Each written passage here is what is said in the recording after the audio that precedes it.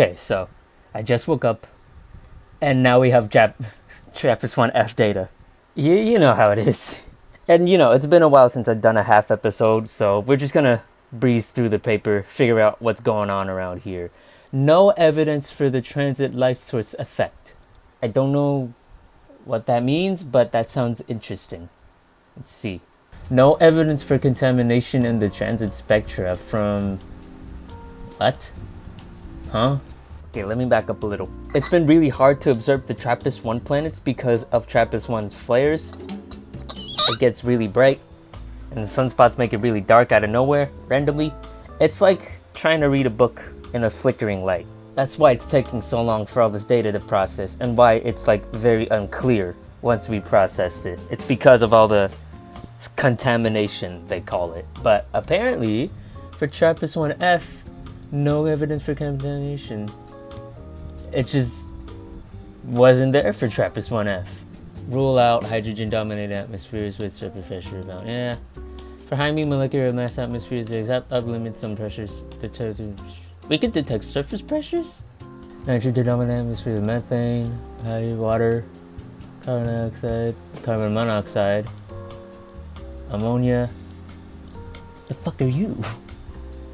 What are you? pH 3. Phosphine. Huh. Highly toxic compound. Okay. I never knew that was an option. Okay, weird. The lack of TLSC in the TRAPPIST-1 visits is consistent with the near-spec observations of TRAPPIST-1g a couple years back. And these two planets have similar impact parameters. So I guess if ever we get data for TRAPPIST-1g, that's not going to be contaminated either.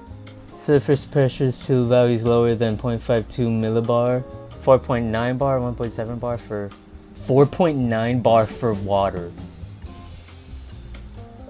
Almost 2 bar for ammonia.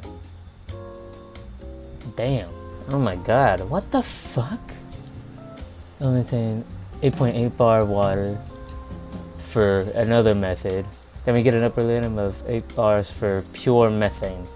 We didn't narrow it down that much, but it looks like we're potentially looking at a very thick atmosphere for TRAPPIST-1f.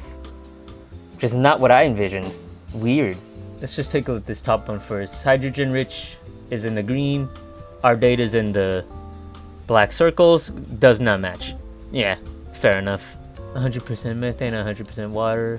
Oh, this is Archean Earth. These two. Still kind of unclear. It's not a perfect match for any of these. Not methane. I don't... this is so difficult. It looks like matches up closest with a water-dominated atmosphere. Huh. Alright. According to this paper, TRAPPIST-1f is quite Earth-like. Core mass fraction, iron mass fraction is around like 30%. And then I guess water mass fraction looks like that is around less than 10%. Thus, assuming TRAPPIST-1f and its planets have solar metallicities, TRAPPIST-1f may be a water world with its water content being stored in its core, mantle, and or on its surface. Among the atmospheric scenarios, assuming that TRAPPIST-1f is an aqua planet with all 1 bar, Archean-like, and CO2 dominated atmospheres lead to a liquid body of water, either localized near the subsoil point or over the entire planet. Cannot rule out the presence of a thick, nitrogen-dominated atmosphere. Looking forward, and as demonstrated in this paper, observations of TRAPPIST-1f are not sensitive to carbon dioxide. It can only place upper limits on pure methane atmosphere. Did we even rule out a barren rock? I don't think the paper ever talked about that. So, I guess we need more data, as always.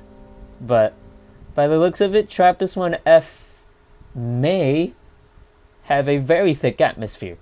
And of course it's a water world. I figured we knew all that already, but probably a lot of liquid water. So yeah, according to this paper and my imagination, TRAPPIST-1f is likely a pretty standard water world. It could have a very thick atmosphere made of water and nitrogen. I'm hesitant on carbon dioxide. The paper itself says we need more data specifically for that, but I don't see a reason why it wouldn't be there. And yeah, a lot of water. Everywhere, not just its surface, but inside the planet as well. I'm leaning more towards an eyeball planet with only some of its water being liquid, most of it being frozen, but with that potentially dense atmosphere, potentially being made up of a lot of greenhouse gases, a full water world isn't out of the question. TRAPPIST-1f may be a world very similar to LHS 1140b, another water eyeball world, just without the helium. I know James Webb is mainly looking at very distant galaxies, but with TRAPPIST-1 being such a priority for James Webb, and the possibility of abiotic oxygen also being a possibility on these planets, I'm not sure why James Webb isn't looking for traces of oxygen on these worlds. But, like with most things about the TRAPPIST-1 system, we have to wait for more data.